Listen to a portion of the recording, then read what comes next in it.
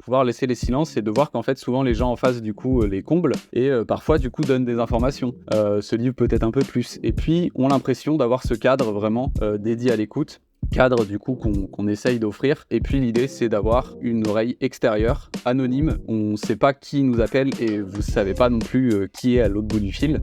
Hello vous! Bienvenue sur Le Sens au carré, le podcast sur la quête de sens et un podcast produit par Awake pour les jeunes de tous les âges. Ici, on se pose des questions et on partage des tips, des expériences qui nous accompagnent au quotidien pour mettre plus de sens dans nos actions. Je m'appelle Lucie et dans la vie, ce qui me donne du sens, c'est d'accompagner les jeunes dans leur connaissance de soi avec de l'humour et des thèmes qui me passionnent. Je suis aussi responsable digital chez Awake, une entreprise qui conçoit et anime des ateliers de connaissance de soi dans le but d'aider les jeunes à mieux se connaître pour libérer leur potentiel et trouver leur voie. Je suis aussi ingénieure en informatique et comédienne, deux choses tellement éloignées que ça fait de moi une sorte d'athlète de haut niveau dans la quête de sens pour donner du sens à mon parcours. Allez, c'est parti pour l'épisode et bonne écoute. Salut, ça va ? Ça va et toi ? On le dit tous les jours, même quand parfois ça va pas fort dans nos pensées. Parce qu'on n'a pas vraiment le temps de s'étaler sur comment on se sent, et puis après tout le monde a ses soucis, je vais pas parler de moi juste comme ça. Oui, mais non, la santé mentale représente 14% des dépenses totales de l'assurance maladie selon les données publiées en 2022. Non mais rendez-vous compte, 14%. Quand j'ai entendu ce chiffre, j'ai eu un pincement au cœur. Je ne pensais pas que c'était possible que ce soit autant. La quête de sens, c'est aussi prendre soin de soi et de son environnement. Alors parlons-en. Et pour m'apporter des réponses, qui de mieux que Nightline, dont la force est l'expertise sur la santé mentale des jeunes. Fondée en 2016, Nightline est une association qui a pour mission d'améliorer la santé mentale des étudiants et des jeunes à l'échelle individuelle et à l'échelle collective. Parmi leurs actions, on peut retrouver leur ligne d'écoute avec des jeunes bénévoles, très souvent eux-mêmes étudiants, qui sont joignables de 20h30 à 2h30 du matin. Des recherches et des plaidoyers sur la prise en charge de la santé mentale. Leur objectif est de proposer un panel de ressources et de solutions pensées pour et avec les étudiants, avec le soutien de professionnels, dans une démarche de santé communautaire. Je vous laisse écouter ma discussion avec Yann, bénévole et porte-parole pour Nightline depuis plusieurs années, pour apporter des clés d'action pour nous et pour mieux comprendre nos proches. Hello Yann, bienvenue dans Le Sens au carré. Donc toi tu es représentant et porte-parole pour Nightline et écoute, je vais te laisser te présenter de la façon déjà qui te fait plaisir et puis en quelques lignes me dire comment est-ce que tu es devenue porte-parole chez Nightline. Bonjour Lucie, merci de me recevoir du coup dans ce petit podcast. Donc je m'appelle Yann, comme tu l'as très bien dit. Moi je fais partie de Nightline depuis 2021, donc ça va faire à peu près 3 ans maintenant. Et j'ai fait pas mal d'études avec des parcours assez différents. Et de fait, j'ai un constat d'ailleurs qui est sûrement partagé par quelques personnes dans ton entreprise, mais l'idée, c'est que j'ai ressenti aussi qu'il y avait une place de la santé mentale qui n'était pas tout à fait suffisante, on va dire, dans mes études. Et de fait, je me suis assez rapidement engagé du coup à Nightline. D'abord en tant que bénévole écoutant, donc prendre des appels, on y reviendra, mais Nightline, le cœur de ce qu'on fait, du coup, c'est une ligne d'écoute qui est ouverte tous les soirs de 20h30 à 2h30. Et donc voilà, je me suis investi dans cet asso, ça me plaisait, ça me parlait et on commençait à aborder des sujets du coup de santé mentale, encore plus évidemment avec le contexte à l'époque de crise sanitaire, qui était tout à fait pertinent et qui me parlait au vu de mon expérience dans les études, au vu de mon expérience personnelle aussi. Voilà un petit peu le parcours pour l'instant. Ok, très bien, merci. Et du coup, je suis un peu curieuse, mais toi, t'as fait, enfin, si tu peux en parler, je sais pas dans quel Vas-y. contexte, en tant que porte-parole, tu peux Ça parler de va. toi, mais et toi, t'as fait quoi du coup comme étude? C'est quoi ton parcours et ton lien avec la santé mentale? Bah, écoute, j'ai commencé par faire une année à l'époque, c'était PACES, donc du coup PACELAS d'aujourd'hui. Donc j'ai fait une première année là-dedans et après je suis parti en 2 années de prépa pour faire kiné. Et du coup, bon, forcément, 3 premières années, on va dire, qui étaient assez denses déjà, où l'aspect santé mentale, tu le ressens sous l'aspect de pression, de fatigue assez extrême, surtout que le décalage avec le lycée est énorme. Tu passes d'un lycée où tu es quand même vachement accompagné à la PACES, où en fait tu es tout seul au milieu d'énormément de gens qui te veulent pas tous du bien. Donc c'est vrai que c'est une ambiance déjà assez particulière. Et puis surtout avec ces 3 années avec des concours à la fin. Donc forcément là aussi une ambiance particulière parce que ces concours-là, il y avait cet aspect un petit peu compétition qui mettait en tout cas à mes yeux une ambiance assez particulière dans ces premières années. Et puis après j'ai continué, j'ai pas eu ces concours-là parce qu'avec le recul, je pense que c'était vraiment pas pour moi. Donc je les ai pas eus et puis je suis parti en licence. J'ai fini ma licence, parce qu'il fallait faire une licence et Ok, que ouais. c'était voilà, sans passion, on va dire. Et puis pareil, toujours avec aussi peu de passion pour le sujet, mais parce que je savais pas trop quoi faire. J'ai continué en master dans le même parcours, c'était un parcours santé environnementale et donc on étudiait, les interactions entre la santé et l'environnement et donc je suis arrivé en M1, j'ai dû faire 1 mois et j'ai fait: «Mais c'est pas du tout pour moi, je vais vraiment m'apprêter à perdre 2 ans en master». J'ai arrêté. Voilà Ok. et du coup j'ai arrêté, j'ai fait: «Non, ça m'énerve, ça me plaît pas, je m'y sens pas à l'aise» et en plus en parallèle, en tout cas, je m'investissais pas mal à Nightline et du coup, j'avais un peu ce décalage entre un sujet qui m'intéressait beaucoup, donc Nightline, où je me sentais utile, où j'avais, de la reconnaissance, où, je sentais que je pouvais faire quelque chose et un autre sujet, qui m'intéressait pas du tout, où je me sentais pas utile, où je savais pas où j'allais. Donc, j'ai préféré vraiment me dire: «Bah, j'arrête les études, je fais un petit boulot, je me consacre du coup un peu plus, de temps, je consacre un peu plus de temps à Nightline, même si c'est, bénévole, voilà, il y avait quand même pas mal de temps consacré à cet asso et puis voilà. Ok. Et du coup, maintenant, ça fait combien de temps que tu fais ça pour Nightline? Du coup Nightline, moi je suis rentré en 2021 donc c'est ouais, Hmm. ce que je soulignais tout à l'heure, on rentre, donc tous les bénévoles rentrent en tant que bénévoles écoutants et écoutantes. Donc j'ai pris des appels pendant un peu plus d'1 an. J'ai répondu en tout cas aux appels pendant un peu plus d'1 an. Après j'ai pris des responsabilités, c'est ça qui est chouette aussi à Nightline, c'est qu'il y a des perspectives d'évolution, internes, on va dire. Donc c'est pris des responsabilités, d'abord locales, j'étais sur l'antenne de Lille et du coup, je commençais au niveau local et puis après petit à petit, les responsabilités nationales, certains projets. Il y a un gros fonctionnement bénévole à Nightline. Hmm. On a une équipe, salariée aussi évidemment, sans qui on ne pourrait pas du tout, travailler. Mais il y a un fonctionnement bénévole qui est assez important, ne serait-ce que par exemple les formations. Les formations des nouveaux bénévoles, ça c'est quelque chose qui est assuré par une équipe, en grande partie bénévole. Donc voilà, il y a possibilité aussi d'avoir des Hmm. responsabilités et je dirais même du coup de développer énormément de compétences un peu sur le tas honnêtement, mais du coup de les développer et de vraiment de te connaître un peu mieux parce que, en fait, au fur et à mesure tu découvres que, tu es très bon, je sais pas dans le relationnel, mais qu'en fait en organisation, ça va pas, il y a des choses à organiser, en tout cas à améliorer. Donc voilà, donc c'est aussi des perspectives de découverte, de tes propres compétences qui sont, vachement intéressantes et puis voilà, de fil en aiguille, comme j'aimais bien te parler de l'asso, je me suis dit: «Bah, on peut tenter l'expérience, porte-parole là, pourquoi pas?» et voilà, donc ça continue à me plaire, donc je continue. Trop bien, mais c'est génial parce que ça veut dire aussi qu'au style là, il y a des personnes qui nous écoutent, qui se disent ok, j'aimerais faire quelque chose dans le sens de la santé mentale, j'aimerais ça, enfin, je sais que je peux aider et j'aimerais aider. Ouais, C'est facile de commencer à devenir bénévole écoutant ouais. chez Nightline.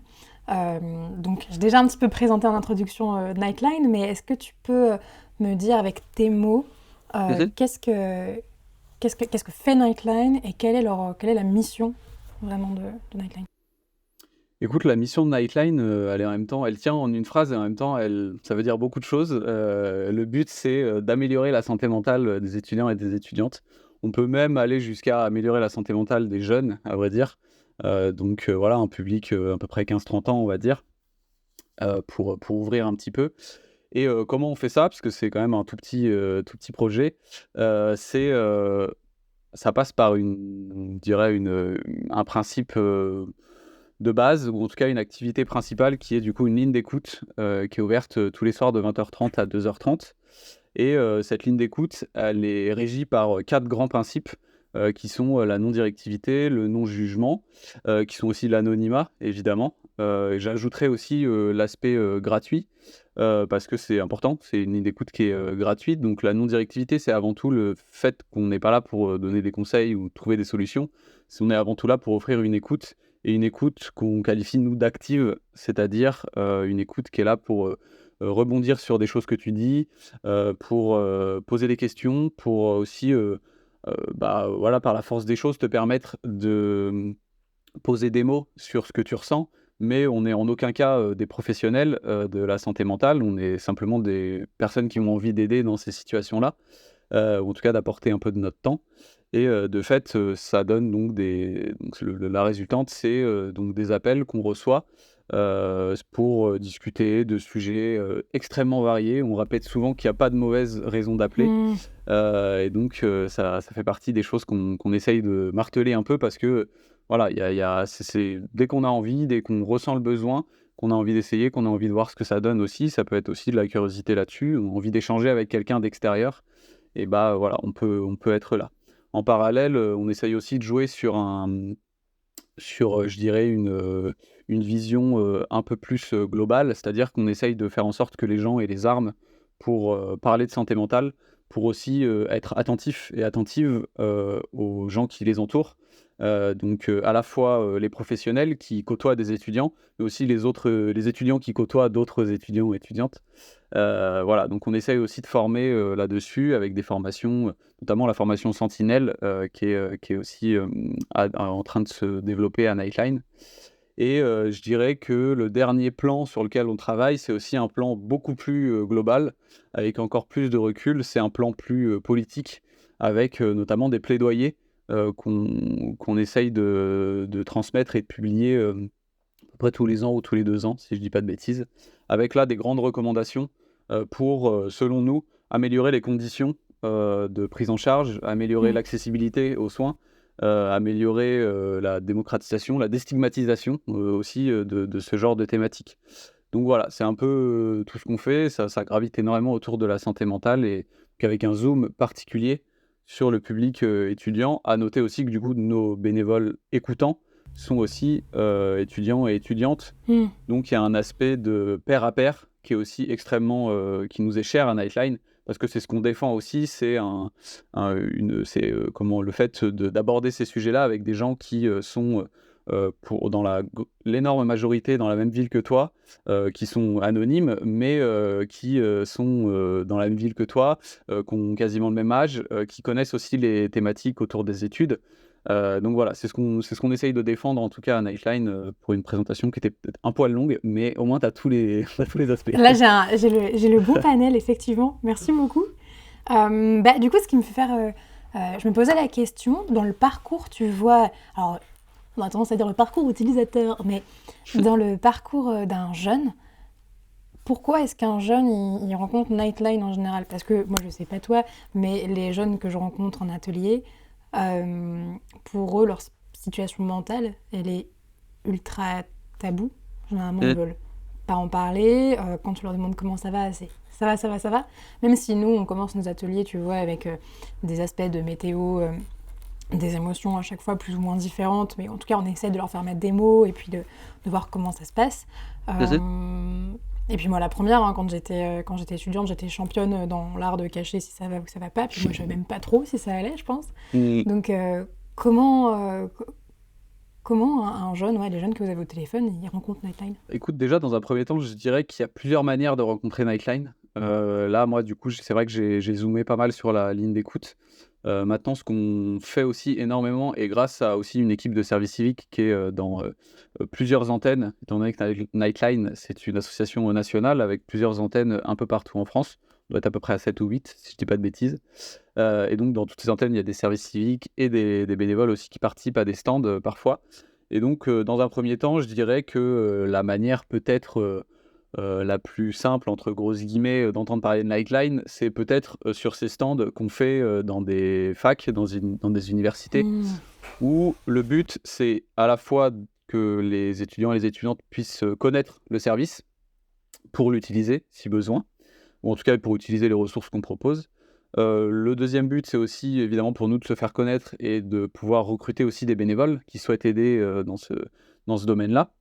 Et je dirais qu'il y a un aspect aussi qui est que, c'est pas, en tout cas, c'est rarement, dans ces situations-là, les étudiants qui viennent vers nous, mais là, du coup, on amène la santé mentale directement sur leur lieu d'études, et c'est important pour nous aussi d'offrir cette espèce d'espace, qui est pas très long, hein. Voilà, un stand, ça prend pas beaucoup de place. On fait pas forcément ça pendant des heures et des heures, mais au moins, il y a le temps d'un instant, cette thématique-là qui est abordée et on essaye justement de l'aborder avec, un peu comme, je reprends un peu ce que tu disais sur les débuts des ateliers que vous proposez. C'est, comment ça va vraiment, d'essayer un peu de s'attarder sur comment va Mmh. vraiment la personne. Parce qu'on sait tous «Salut, ça va?»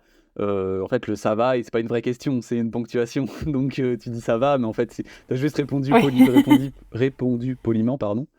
Donc on essaye, voilà, de s'attarder un peu plus là-dessus, de montrer aussi que, c'est important de s'intéresser vraiment à ce genre de choses. Donc voilà, je dirais que ça, c'est la première manière de rencontrer Nightline. Après, les personnes qui appellent la ligne d'écoute, c'est des profils très variés, honnêtement.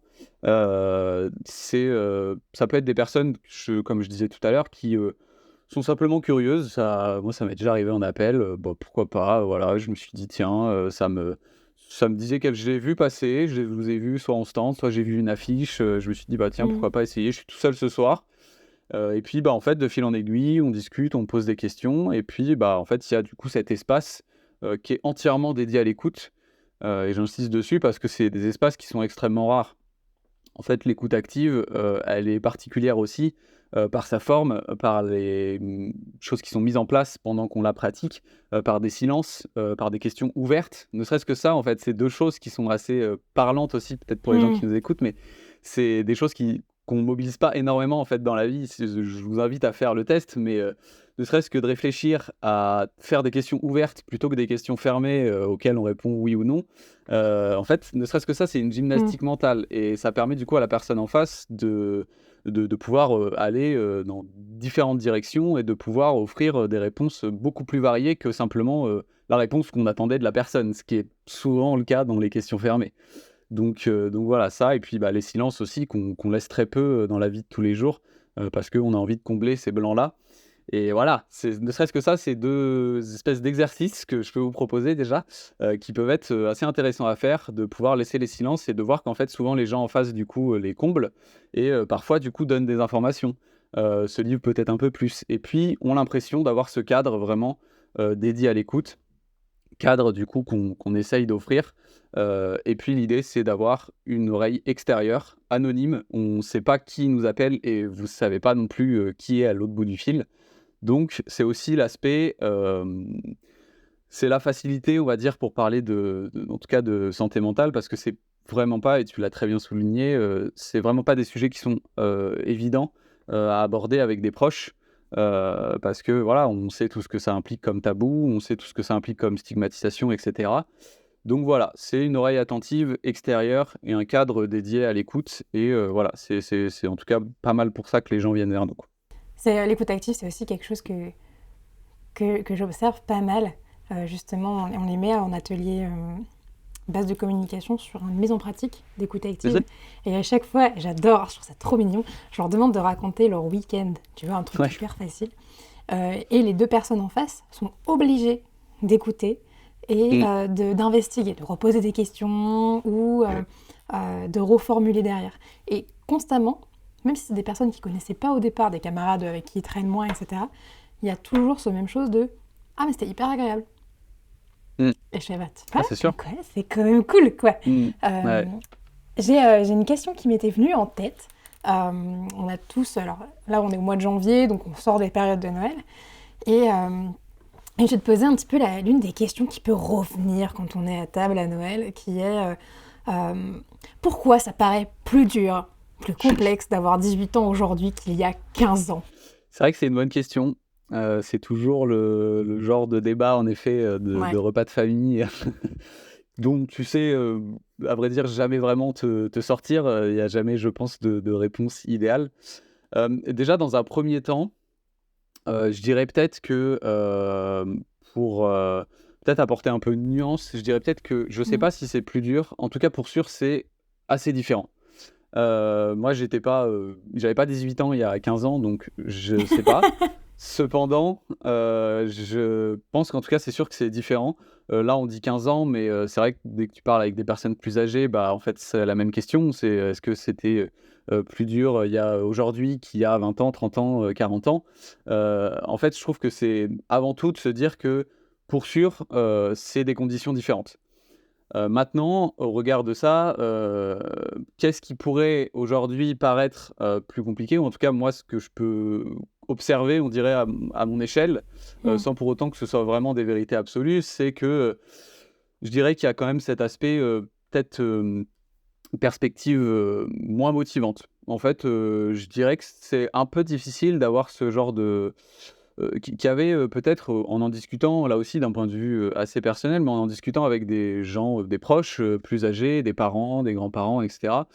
Il y avait, voilà, cet aspect, bah, on fait les études, on trouve un travail, qui nous plaît pas, à la limite, on l'a pas choisi, donc ça changera pas grand-chose, mais on le trouve, famille, maison, mariage, dans l'ordre que vous voulez, voilà, c'est bon, on a coché les cases.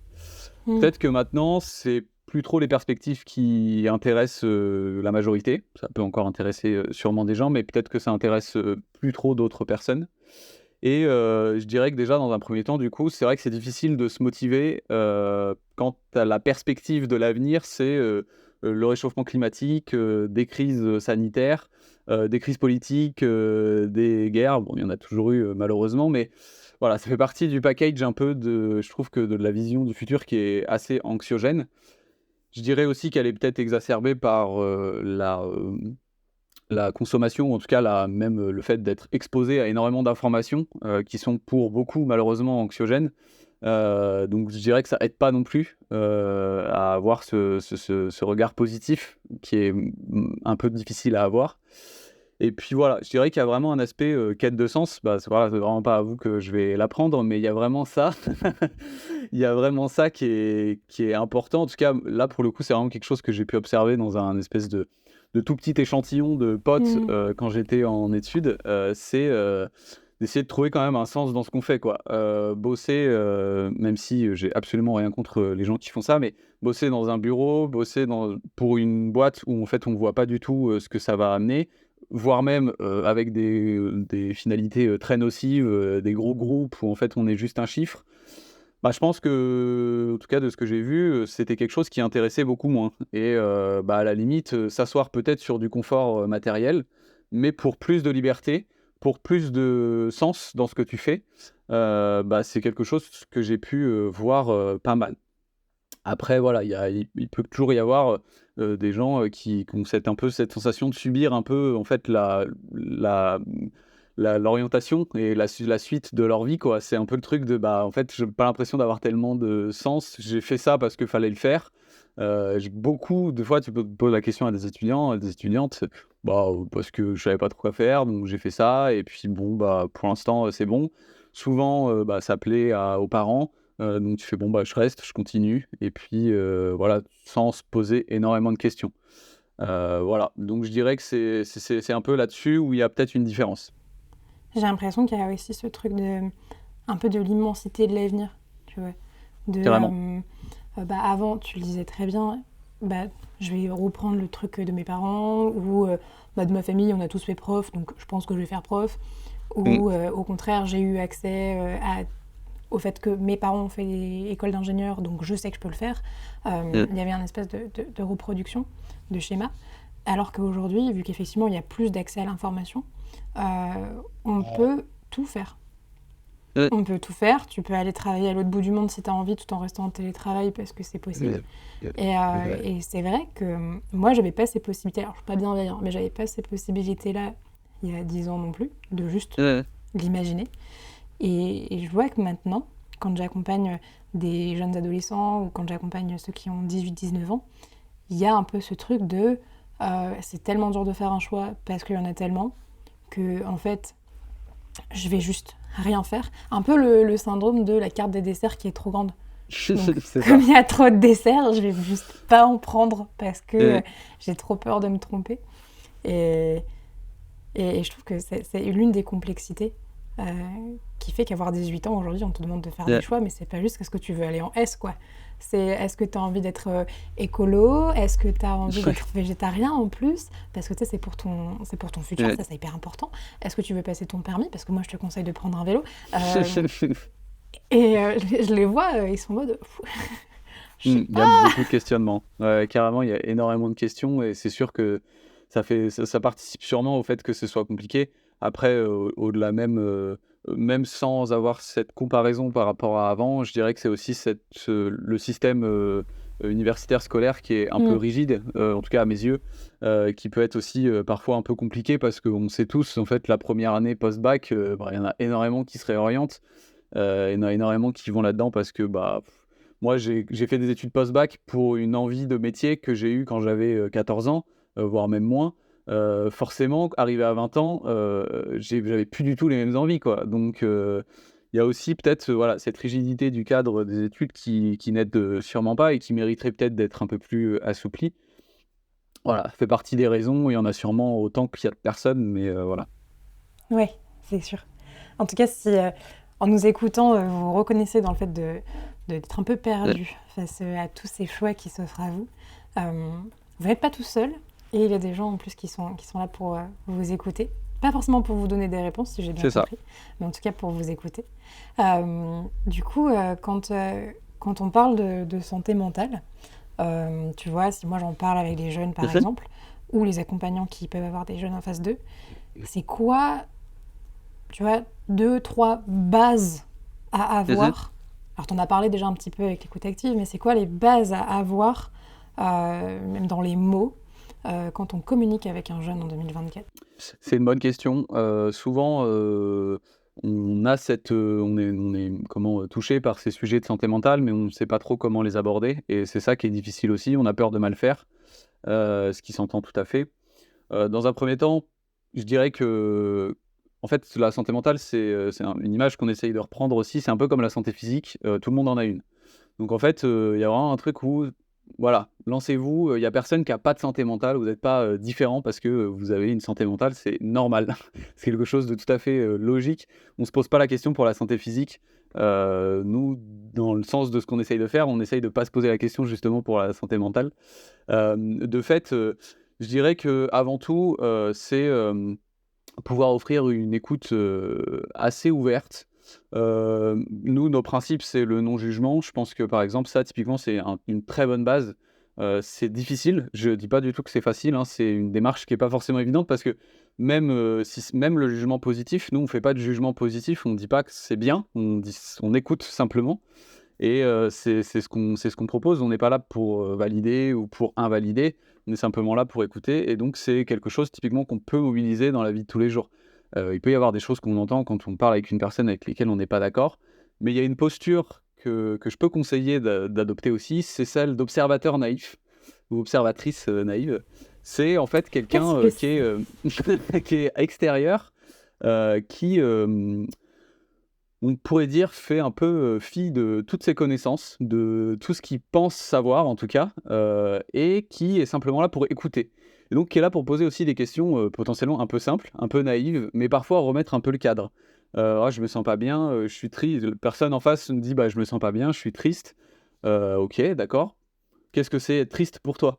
C'est des choses qu'on pense savoir. Triste, bah, voilà, on se sent pas bien, on a envie de pleurer, mais ça, c'est nos pensées à nous, c'est pas forcément les pensées de la personne. Donc cette posture d'observateur un peu naïf, extérieur et surtout qui laisse entièrement, la place à la personne en face, bah, elle est intéressante déjà à adopter.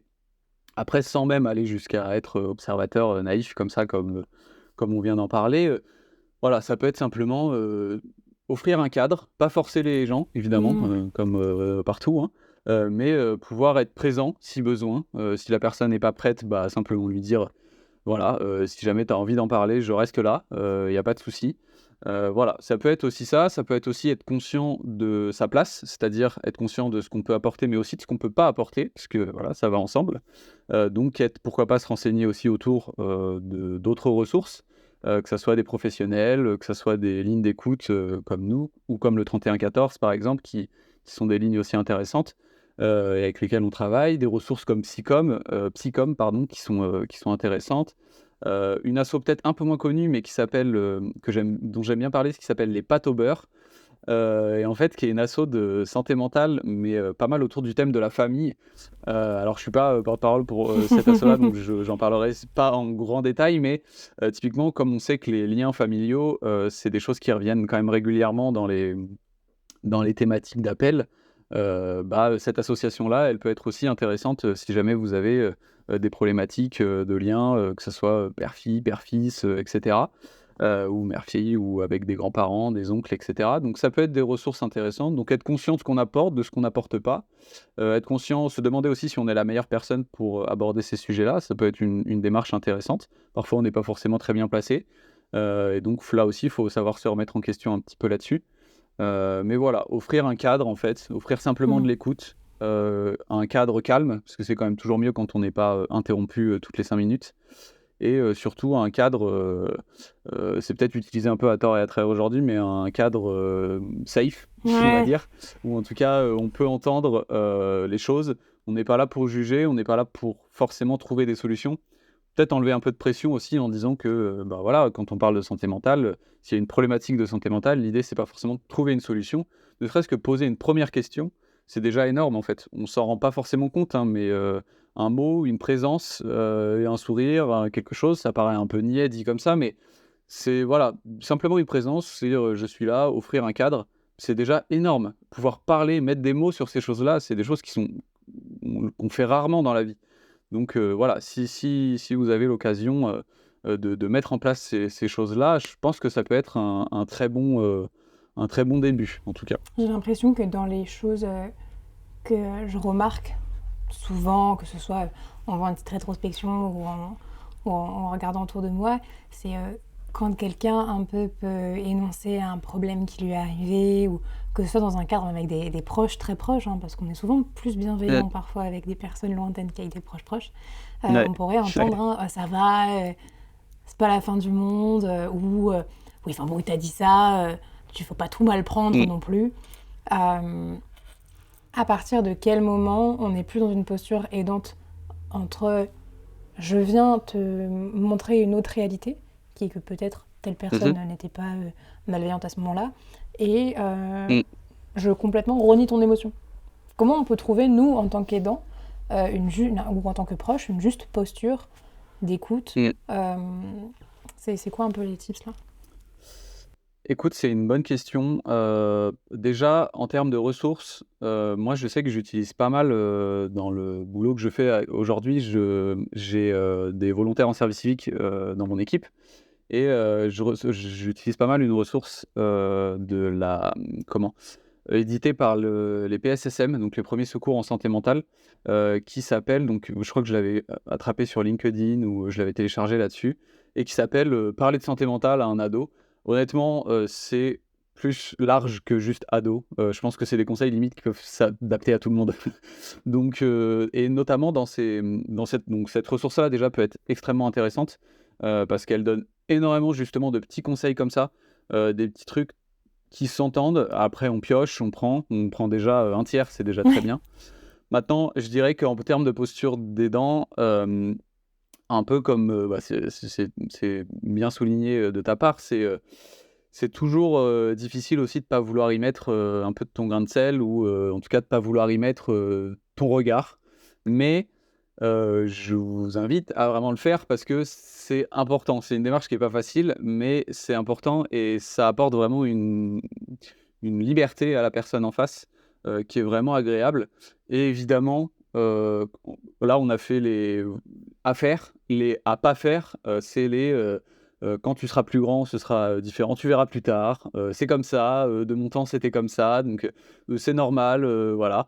Non, il y a pas de normalité, c'est simplement des émotions, des sentiments, simplement pouvoir, voilà, offrir ce cadre-là, pas être là pour, dire, c'est, le parcours logique, moi j'ai souvent entendu que, voilà, les études, enfin, souvent entendu, et puis, au bout d'un moment j'y ai presque cru, qu'en fait les études c'était normal d'être, dans des états de tristesse et de doute énormes. Mais en fait au début tu te dis mais enfin, à quel moment? À quel moment, en fait, ce cadre-là, doit être quelque chose que tu subis, dans lequel tu souffres, psychologiquement? C'est pas normal, il y a pas de normalité à ça. C'est quelque chose qui est dysfonctionnel. On peut pas dire que c'est normal et on peut surtout pas le sous-estimer et le sous-traiter. Faut simplement, voilà, pouvoir l'écouter. Il y a pas de normalité, que ça soit, à n'importe quelle partie de la vie, c'est, des émotions qui sont, légitimes surtout. Il y a pas d'illégitimité à ressentir ça. C'est ça qui est important. Après, s'il faut regarder un seul truc par rapport à la posture, je dirais que c'est, une petite phrase assez simple, qui est: «Parler avec» et pas «parler à». Mmh. C'est parler avec, c'est échanger, c'est offrir un cadre, c'est pouvoir, voilà, avoir quelque chose qui est bienveillant, qui est sain. Donc voilà, je dirais que s'il faut tout résumer en une petite phrase, en tout cas sur cette posture des dents, pour moi, cette petite phrase peut bien résumer. OK. Moi, j'ai un truc que j'utilise beaucoup en animation parce que parfois, moi, je vais pas top non plus. Et je vais avoir en face de moi des personnes qui me balancent clairement leurs émotions en pleine tête. Quand tu es accompagnante, tu es souvent le porte-manteau des émotions des personnes que tu croises.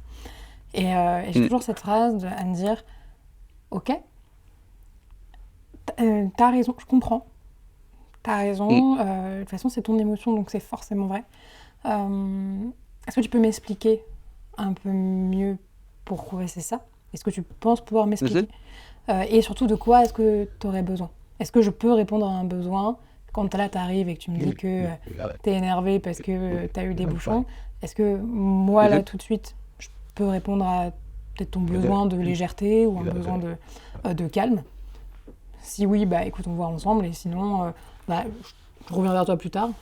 J'essaye, en tout cas, on essaye chez Awake d'avoir tous cette posture-là, donc qui rejoint ce que tu dis. J'ai une petite dernière question pour toi, qui est, je pense, hyper importante. C'est quand tu as un jeune qui donc vient vers toi et qui te signale qu'il ne va pas bien, ou au contraire qui semble envoyer des signaux sans forcément venir te voir, donc qui se met en retrait. Comment on capte que quelqu'un va pas bien? Comment est-ce qu'on capte qu'il est en train de s'enfoncer vers quelque chose de pas chouette? Je pense qu'il y a plusieurs choses.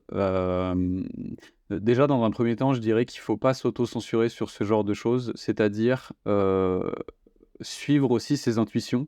Ne pas, dire, «Oh ne pas dire, que c'est la vérité, que la personne va mal et donc, ne pas aller vers quelqu'un en lui disant: «Dis donc, ça va pas bien en ce moment, est-ce que tu veux en parler?» Peut-être arriver avec quelque chose de peut-être un peu plus subtil en fait, j'ai cette impression-là, se centrer en fait sur, son impression à soi, sur ce qu'on a cru ressentir et dire peut-être, vrai, faux. En tout cas, sache que je suis là si jamais tu as envie d'en discuter, en fonction évidemment du lien qu'on a avec la personne, en fonction de à quel point on est à l'aise pour, aborder ce genre de sujet-là. Mais, voilà. En fait, je pense il faut pas se retenir d'aborder ces sujets-là parce que ça participe à les stigmatiser et à les isoler du coup, parce que, on se dit: «Bah ouais, mais, voilà, je sais pas trop, je suis pas sûr», on se raccroche toujours à un espèce de contre-exemple ou en tout cas de contre-argument en mode: «Ouais, mais là, il ou elle a rigolé quand même, donc ça va, je pense que ça va». Je pense que c'est toujours intéressant, d'offrir, ce genre de cadre. Je donne un exemple qui est peut-être un peu plus, perso, mais, moi, du coup, dans mon travail, j'ai des volontaires en service civique, comme je disais tout à l'heure et en fait, ce que j'essaye de faire, c'est d'être déjà attentif à la manière dont ils travaillent en groupe, à leur offrir aussi régulièrement des temps qui sont, incompressibles, où en fait, on se voit simplement, eux et moi, en tête à tête, un par un et en fait, où là, du coup, on peut aborder aussi des sujets. Je dirais que dans un truc qu'on n'a pas forcément abordé, mais qui est aussi important, c'est l'aspect, ce genre de sujet-là, c'est pas forcément, c'est comme, faire une remarque, négative. Moi, je suis pas forcément fan de la faire dans le groupe, Ouais, ouais. devant tout le monde, au milieu, tu sais, en plein repas. «Au fait, c'est pas ouf ce que tu as fait, la dernière fois». Typiquement, c'est le genre de truc qu'il faut éviter, mais quand on est à côté de la personne, voilà, pouvoir, simplement lui dire avec, la sincérité, la plus totale, enfin, c'est vraiment quelque chose où j'ai l'impression que peut-être ça va pas très bien, ou alors qu'il y a ça. ou que tu te sens peut-être pas à l'aise avec cette personne-là, ou alors que tu te sens pas à l'aise avec ce sujet, enfin peu importe en fonction de la situation. Mais voilà, simplement, je dirais un peu se faire confiance dans ces cas-là et faire un peu attention, les uns aux autres justement sur ces sujets-là. On va dire sur ces sujets-là et sur d'autres choses, Mmh. mais faire attention, les uns aux autres parce que c'est important, avoir ce regard en fait. Souvent c'est simplement qu'on se donne pas l'autorisation d'avoir ce regard-là, sur la personne parce que, voilà, pour X ou Y raison, j'ai sûrement pas, toutes les raisons en tête, mais simplement, voilà, on est tous, globalement dans le même bateau, surtout quand c'est dans des cadres professionnels ou des cadres, encore plus surtout quand c'est dans le cadre des études notamment. Bah, en fait, on est tous, même si on n'a pas tous les mêmes problématiques exactes, c'est quand même des thèmes qui reviennent Mmh. régulièrement, les problématiques et c'est des choses qui sont, partagées par beaucoup. Donc voilà, faire attention à ça, être attentif, pas hésiter à en parler et évidemment en étant, relativement subtil, en ne brusquant personne, simplement en manifestant sa présence. Déjà, c'est Mmh. déjà énorme, hein, c'est déjà beaucoup et ça paraît pas grand-chose. On n'a pas forcément même sans discuter avec la personne, simplement, voilà, simplement savoir que la personne, en tout cas, sache qu'elle est pas seule. C'est aussi une thématique qu'on traite, pas mal à Nightline qui est l'isolement. Savoir simplement, qu'on n'est pas seul dans ces cadres-là, ça change tout.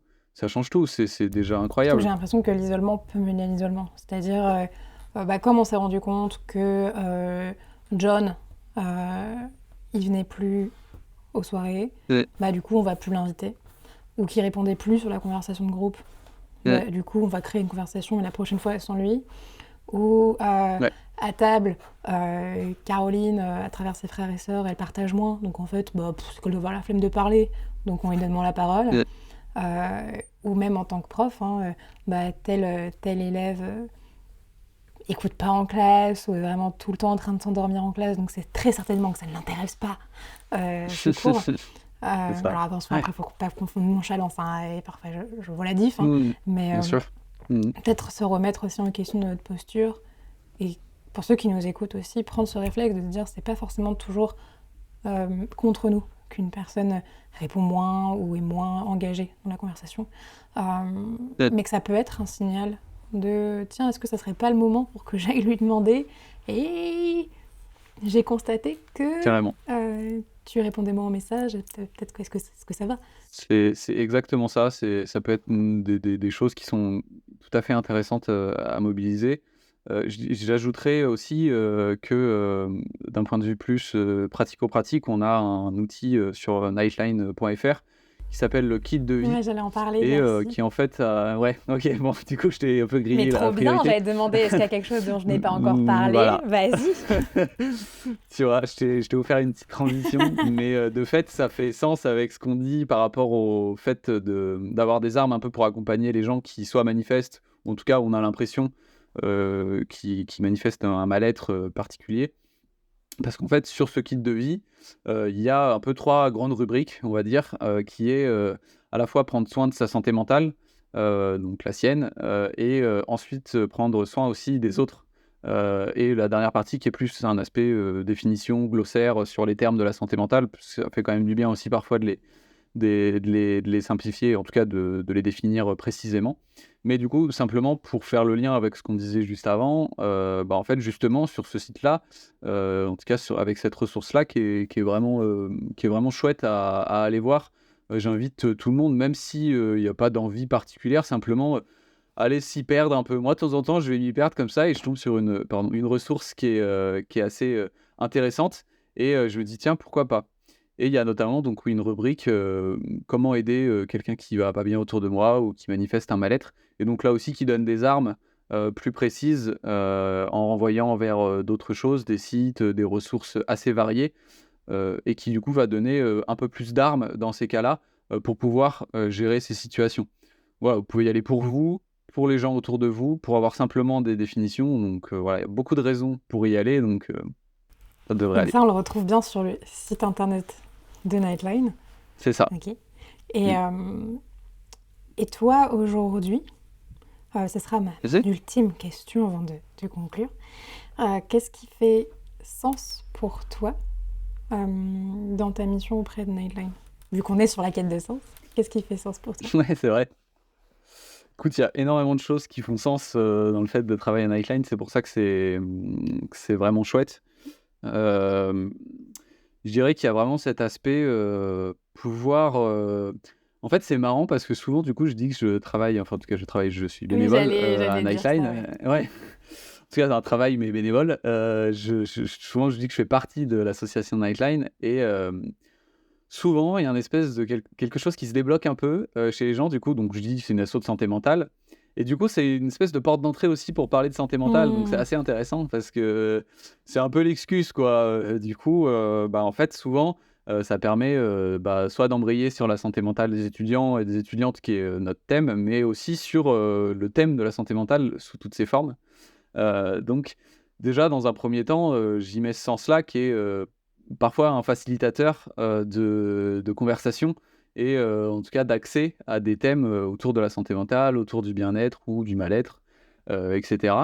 Après, j'y mets évidemment le sens que bah, c'est une asso qui est encore jeune, qui a été créée en tout cas en France, qui a été créée en 2016 et qui a commencé à prendre les appels en 2017. Et de fait, c'est intéressant aussi, on le soulignait un petit peu au début, mais c'est intéressant de pouvoir participer aussi à l'évolution de cet assaut-là, à y mettre un peu son grain de sel. Alors évidemment, toute proportion gardée, mais simplement de pouvoir participer quand même à un projet qui est évidemment qui te dépasse, qui est plus grand que toi, qui est l'amélioration de la santé mentale des jeunes. Donc bon, voilà, je pense que je réglerai pas ça dans la semaine, mais c'est quand même gratifiant et agréable de pouvoir proposer ce genre de choses. Et puis, je dirais qu'évidemment, le fait de pouvoir avoir cette casquette de porte-parole, ça permet aussi de transmettre, nous, les choses dans lesquelles on croit, les Mhm. principes, les valeurs, que ça soit la non-directivité, que ça soit le non-jugement, que ça soit la gratuité de nos services aussi, ouais, je le rappelle encore, mais c'est vraiment important, que ça soit la multitude aussi de ressources qui existent autour de la santé mentale qu'on ne connaît pas forcément. Donc voilà, j'y mets un peu tous ces sens-là et puis aussi évidemment le fait de pouvoir travailler avec énormément de bénévoles. On est à peu près, sûrement plus que 150 bénévoles, en France, ou un peu au-dessus. Plus évidemment, l'équipe salariée, pas dire de bêtises, mais voilà, on doit être un petit 200, pour, à peu près, on va dire, pour arrondir et donc c'est agréable aussi de pouvoir, se retrouver avec, plein de gens qui ont, un attrait pour la santé mentale aussi, ou en tout cas qui se sentent, sensibilisés à ces thématiques-là. Donc voilà, ça c'est aussi un lieu de rencontre, Mhm. on va pas se mentir, hein, c'est aussi quelque chose, un endroit où c'est agréable de pouvoir échanger avec les gens. Parce qu'en Que fait, des gens on qui sont sait en écoute qu'on est active en plus. sensibilisé à ces choses-là. C'est ça, exactement. Alors on ne le mobilise pas toujours parce que l'écoute active va mobiliser tout le temps. C'est vrai que c'est pas forcément toujours le plus évident et du coup ça fait, ouais, enfin, ça fait pas très naturel dans pas mal de cas. Mais cependant, c'est quand même voilà, des choses, typiquement les questions ouvertes. Moi, maintenant, aujourd'hui, ça m'a appris et dans tous les jours, je me demande comment je peux reformuler ma question fermée pour la transformer en question ouverte et ne pas y mettre la réponse. Parce que des Par fois, c'est exemple. un peu ça, quoi. Ok, trop bien. Donc voilà. Où est-ce qu'on peut retrouver Nightline en général? C'est les personnes qui nous écoutent ou ont envie d'avoir plus d'informations, de vous suivre, qui disent Oh my god, j'ai envie de devenir moi aussi bénévole écoutant. En quelques Yacine. mots, comment vous retrouvez? La ressource principale, je dirais que c'est le site internet, nightline.fr.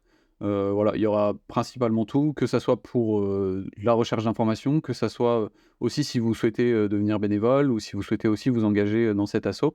Donc la première ressource, je dirais que c'est le site internet, avec, ce que ça comporte, notamment de kits de vie. Là, en ce moment, on fait une campagne aussi sur le lien entre sport et santé mentale. Donc voilà, il y a des événements aussi à venir et pour suivre les événements, vous pouvez aussi suivre du coup nos réseaux sociaux, notamment l'Instagram, où il y a 2 Insta. Il y a Nightline France, qui est, un compte un peu plus institutionnel et Nightline Talks, qui est le compte où on essaye de démocratiser, de, sensibiliser au sujet de santé mentale, de manière un peu plus légère, on va dire. Donc voilà, c'est 2 comptes que vous pouvez suivre et qui peuvent, déjà vous permettre d'avoir pas mal d'infos, honnêtement. Et puis voilà, TikTok, Facebook, le reste, LinkedIn, Oh tout là le, tout le Ok. reste. Mais voilà, déjà Insta et le compte, le site internet, ce sera déjà 2 ressources très très chouettes. Ok, trop bien. Merci beaucoup, beaucoup, beaucoup, Yann, d'avoir participé au Sens au Carré et d'avoir transmis, je pense, beaucoup de choses ultra précieuses pour les personnes qui nous écoutent, qu'elles soient jeunes, moins jeunes, ou jeunes accompagnantes, ou moins jeunes accompagnants. Merci à toi, j'espère que c'était un podcast agréable. C'était très chouette. Merci beaucoup pour ton invitation et puis prenez soin de vous. Merci. Et voilà, on arrive à la fin de l'épisode. Merci de votre écoute sur ce podcast. J'espère que vous l'avez apprécié. Si c'est le cas, n'hésitez pas de le partager autour de vous à des gens que ça pourrait intéresser, qui sont eux aussi dans de la quête de sens. Pour nous retrouver, c'est très simple. Vous pouvez nous suivre sur Instagram, sur LinkedIn, aussi voir nos actualités et nos infos sur nos modules et sur qui on est sur www.ewake.org. N'hésitez pas à mettre une bonne note à ce podcast et potentiellement en commentaire nous dire quel sujet vous aimeriez voir dans un prochain podcast. À très vite dans le sens au carré.